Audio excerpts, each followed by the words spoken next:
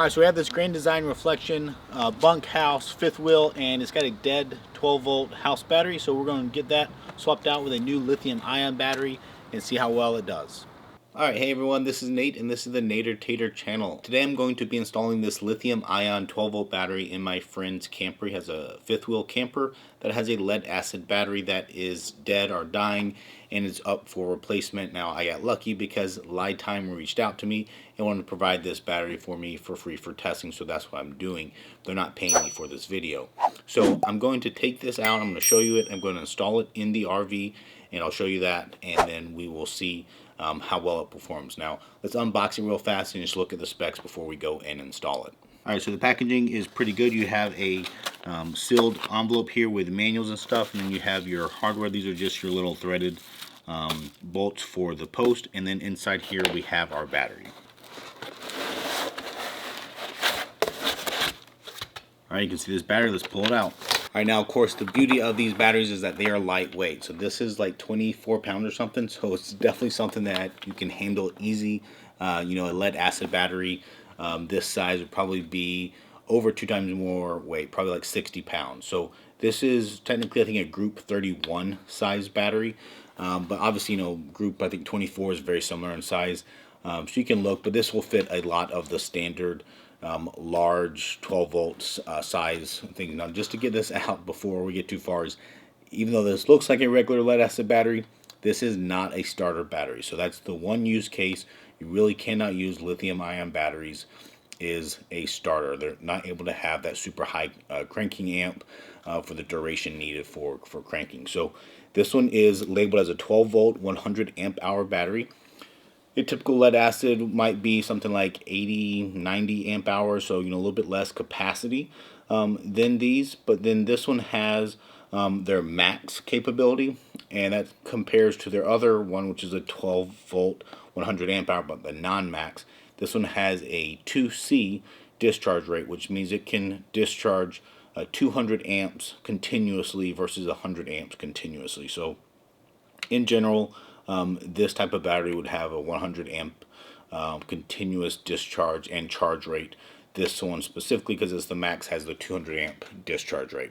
If we look here, that means that it has a max power of 2,560 watts, which is just the 200 amp times the 12.8 nominal voltage.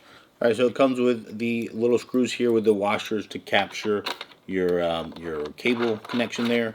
And then obviously if you needed to, you could put something else on here as well, an adapter, a post, or something like that if that's what you needed. But this is what it comes with by default. Alright, so some of you might be wondering, why spend more money on the lithium ion battery? And now inside the packaging they have a service card here with their 5-year warranty that they guarantee. Now they kind of claim it has a 10-year life. That's really like a 10-year shelf life, meaning, you know, it could sit for years on the shelf before you used it. But really, it's probably about a 5-year service life that you have it. And that's where really, you know, the warranty covers it for that 5-year period. You know, typically I think he only gets 2 or 3 years out of his lead acid battery. So certainly this is about, you know, probably going to be twice as long of a lifespan, at least under warranty. Might even last longer than that. And, you know, this is really a great technology to use for all of your non-starter applications. So the RV, solar power, off-grid power, you know, home backup. You can daisy chain these, I think 4 in parallel and 4 in series. So you can make quite a large system for a home battery backup as well, if that's, you know, your use case for these. All right, and then also in the packaging they give you like a brochure, and you know, this highlights all their different sizes. So this is just one, like I said, group 31 size.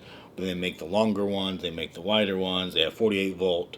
You know, things for golf carts and all that kind of stuff as well that they have in here. Then they talk about the different ways you can hook these up for solar or for home backup. And then for the product manual itself, again, it's color. They do have QR codes for installation guide as well as to register your warranty. So then in here it gives you a little bit of you know, good notes for maintaining the battery. You know, charging it every 3 months or so, or if you have solar on your camper, that works as well. And then storage, and then also charging configurations with how many amps you want, how many voltage is safe.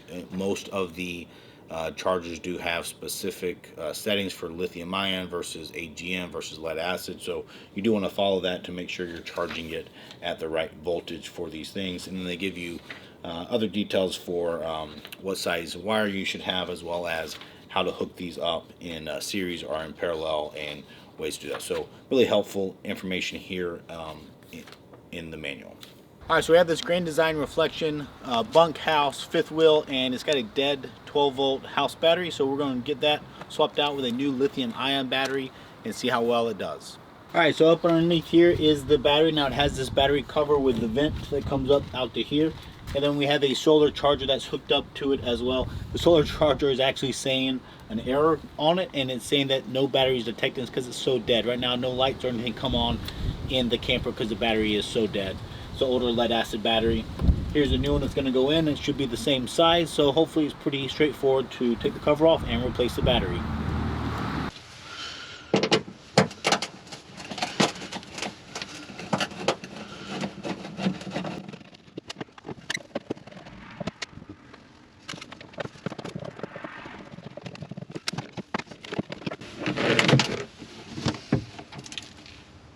Alright, so checking this battery out, it only has a 1.5 volts, so clearly it is absolutely a dead battery. You can see the date on it is 9/20, so it's about 4 years old, and it is completely toast. It barely made it through this season, so typically every 3 years or less he has to replace it, but this one is on its last leg.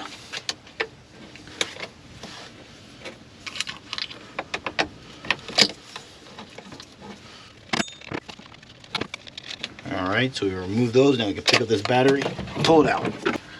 This one is so much lighter.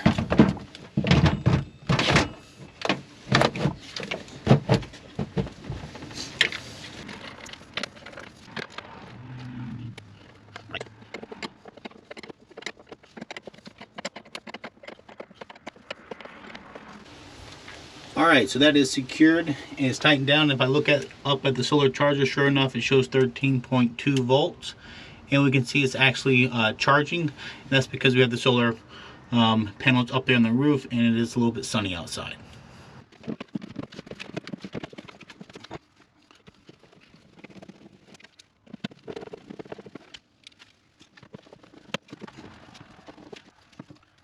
Alright, there we go. Alright, so I'm going to make sure that this battery charger is set up correctly. So press and hold this for 3 seconds for the settings. And here I can see this is a lithium iron phosphate 4 battery, which is what this one is at. So that's what I'm going to set this up as.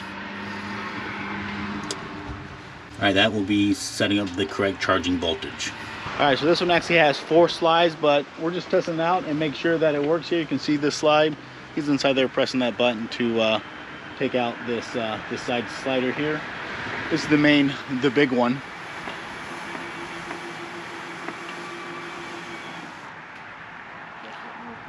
There we go. You can see that it works. So you know, this looks like a great battery to have for an RV, and it should last longer. It's going to handle the depth of discharge a lot better. It's going to allow a lot more usage out of this battery. You can see it in here. Even when it's running, it's still at 12.9 or 13 volts. So it's got plenty of power to operate one of these fifth wheel campers.